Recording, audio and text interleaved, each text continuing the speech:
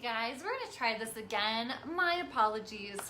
Part 2 of SuperSoul Boulder, episode 56. We're talking about the challenges of coming out of your room. Just like we've been coming out of our rooms where things are opening up again after, even during this coronavirus pandemic.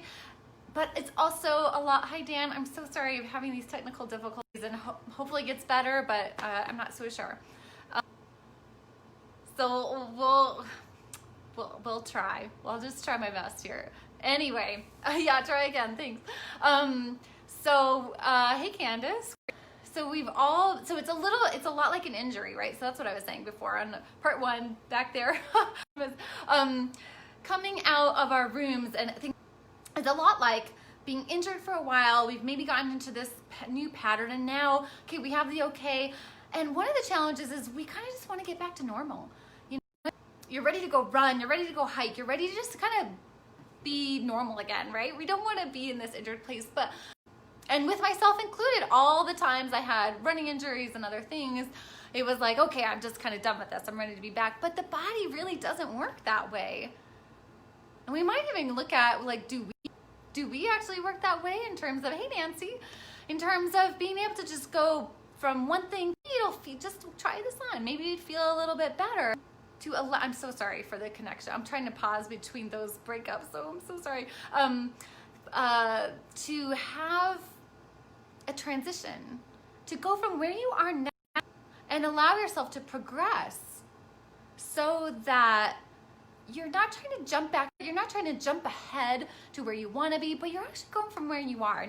And from where you are now is the reality of the situation, whether it's an injury or whether it's discomfort around what you want to add back to your schedule or your life. I know for me personally, I really found I enjoyed the slowing down and the not running around all over the place. I tend to go in, and I love teaching a class at my water running class at the gym, and I love teaching at the yoga studio, and I love going up to work with my mentors clinic, and I love seeing my family, and I love meeting friends and going out. And one thing I've really been loving lately is not running around so much. I found a lot more focus. My are going in one main direction, and that feels really good. Hey Philip. And if your body is maybe injured or broken down, or in times that it was, or in times that it will be, what would it be like to not just jump into, I just want it to be normal again, or to push yourself too soon and then risk more problem? I have a little beef I was just thinking about. I spent my a lifetime in the world of pushing through things. I pushed through grad school, I pushed through PT school, I pushed through the end of every race. I've pushed, and our culture gives us a lot of encouragement for pushing through things.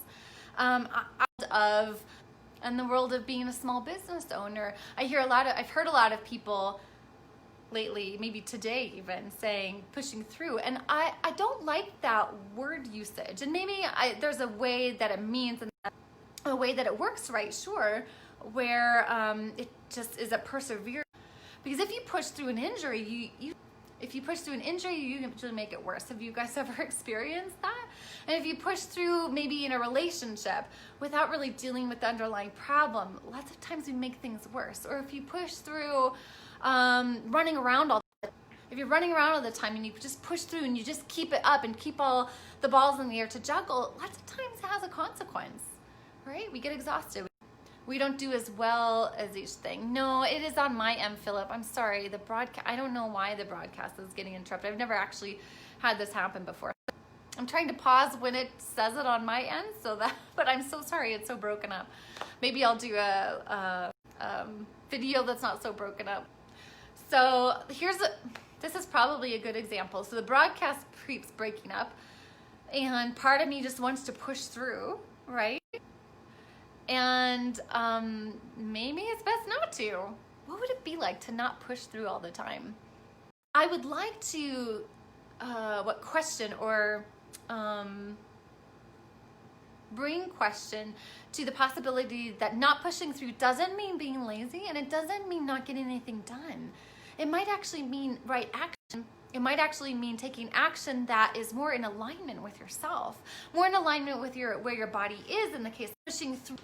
pushing through and overcoming gladiator style. There may be times for that, but what if instead we fall back and we relax a little into the truth of the situation and really see what the truth of that is for you? If your body's breaking down, pushing through probably is not the best option. If you want to be healthy long term, that may not be the best option. Dan says, when I had to cut miles last week, it got to be mentally. Yeah, exactly. And that's important to notice. I'm so glad that you are. And I've been there myself plenty of times. And what if be okay? That, I'm making a decision for the health of my body. And that's actually a great decision. And maybe if I cut back on my miles a little bit, I'll feel a little more energy. And I can put my efforts and focus on some of the areas of life I've been neglecting. I've been working on this back corner closet that I've been neglecting for a while. I've just been taking a couple things out at a time, where normally I would just want to avoid it because it feels overwhelming.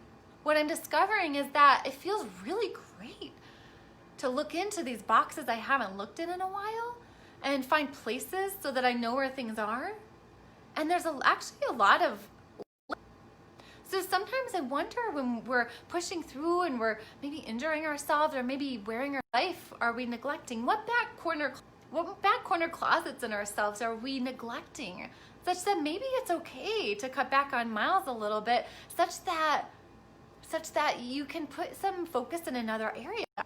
And maybe that is just simply, it's like a gift, maybe just simply reframing our mind around it. But what if it can actually be the reality? And maybe there's less angst around it. Maybe there's less, you can just let go of the usual way. And then in recovering and letting your body get back to health and normal, maybe more balanced, then it's not just kind of jumping right back up to what feels normal, but actually progressing in ways that are natural and fluid. So I think that in the opening up of the world, at least that might be different. The opening up of the world might look different in different places, but for me, I'm finding, this pull to get back to doing the usual things, and I feel a little resistance to that. I've been enjoying the not being running around so much because of what it's given me in a more focused direction into my business, into my practice, into my body being healthy, and even into progressing some mileage lately, which isn't always the case, and that's okay. It doesn't always have to be the same. Our lives are going to ebb and flow. Our bodies are going to ebb and flow. Our training is going to ebb. It's not going to progress always linearly. It's actually more like a loop, and we get a little bit better, and we might fall back a little and then move forward a little bit. The better we can read our own bodies at that kind of process, healing an injury or needing to be healthy, or maybe which maybe mean, or maybe doing a little bit less. For a lot of us who like to do a lot of exercise, it might be doing a little less exercise and putting our effort or attention into other areas. That's super hard for me a lot of the time. I've been so trained and so conditioned to want to do those things. What if we spend a little more time in the area? That's one of those good challenges of coming out of our rooms. Okay, now we've been kind of in this space of getting a different kind of rhythm. Now there's a challenge of not just what do you want to do next, and that might be a much more challenging question. Not just what do I want, but what's best for me. And that's not a right or wrong thing. It's only you can know that, and only you can really find out the truth of that. And we can easily not be truthful to ourselves because of all the mental ways we may want to keep up with lots of things, or see certain people, or maybe even distract ourselves from the hard stuff, like the back corner closet that I would much rather go for a 15-mile run, or much rather go do something for someone else than deal with that back corner closet that has alone for a long time. But there's a lot of great possibility in looking in the dark corners, in looking at the unfamiliar places in yourself, or actually being with that injury and the pain and the healing that needs to happen if you've been injured. I have this patient who's a high schooler, and she came to me right before outdoor season started. So she had about a month to try to heal this injury she had, and get back to sprinting by the quite a. And here's why. Instead of pushing through a season, like most of us do, most of us who are used to doing that sort of thing as runners or other athletes out there, we want to just kind of, and there's nothing wrong with really liking it and loving it, wanting to be there, and the social aspect, all this stuff. It's so great. I mean, that's why I loved it. I got a chance to continue, not just to heal the surface issues she came in with, but the underlying problem that started a year ago that she even forgot she had. This really quick, intense pain that then seemingly resolved in a couple of days, but a year later, hey David, a year later in a whole different way, and that's what we were working on. But because we had and I'm so sorry if you're jumping on, I'm having broadcast issues, and I'm so sorry, and I hope it's not super, inconveniencing, but that's what's going on. So we're not pushing through, I would say, but being with what's going on, doing the best we can, and finding out more. So push through and get her ready for a season, which she probably would have pushed through. We got the opportunity to not just deal with the symptoms she was having, but the root that started over a year ago that wouldn't have been uncovered if not for this. So the body, and when we push through things, it usually sets us back. We're risking setbacks. So going with how your body feels is such a great way to stay injury proof long term, right? What I want for people is to experience sustained freedom of movement with confidence and ease, which means being more in tune, more in touch. Not pushing through the reopening of things, getting to choose, getting to see where you really are, and maybe the challenges are focusing on the areas you've neglected. That's a very good silver lining of having to pulling back on training or movement or things you enjoy doing in the physical realm. You might have an opportunity to shine.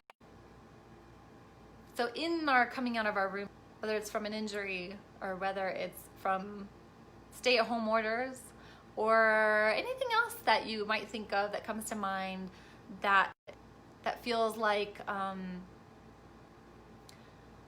taking a time out or pulling back, and there's an opportunity to face some of those challenges of not just what do you want to do, what do you want to add back, do you want to be back to normal, but more so what is best for you, what is right for you, what is not right or wrong, but right action for you. Might be one of the hardest questions to answer, but I invite you to really take a close look, because you might have had a chance in the silver linings of stay-at-home orders, for a lot of us, not to discount anyone who's really suffered greatly and had more losses, but what some of us may have gained in time where things have slowed down